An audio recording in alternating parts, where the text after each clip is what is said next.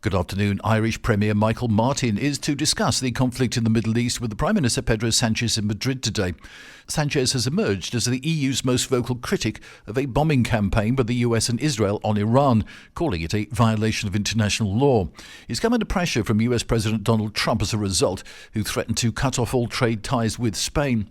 The Irish government has said that whilst the US-Israeli military offensive on Iran took place without a UN mandate, it stopped short of saying it contravened international law. Mr Martin's meeting with Sanchez comes a week before the Irish Premier meets Mr Trump in the Oval Office on St Patrick's Day.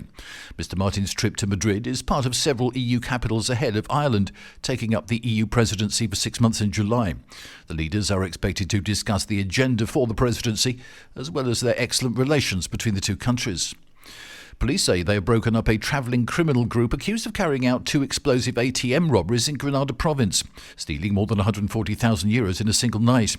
The arrests were announced yesterday after a joint operation by the National Police and the Guardia Civil.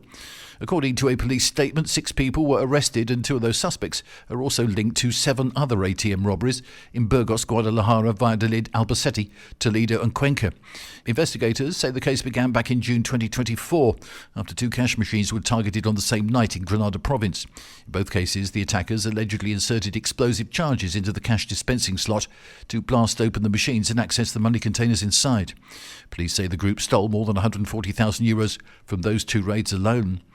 And a pair of burrowing owls are back in Florida after a year-long adventure that started with them stowing away on a Royal Caribbean cruise ship to Spain.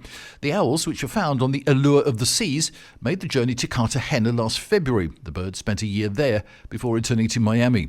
Royal Caribbean declined to comment, but an independent blog wrote that the crew members captured the owls and fed them until the boat docked here. The owls were monitored by wildlife staff at a rehabilitation centre in Cartagena, and the Fish and Wildlife Foundation of Florida helped pay for the owls' trip home. That's the latest from TRE. I'm Bob James.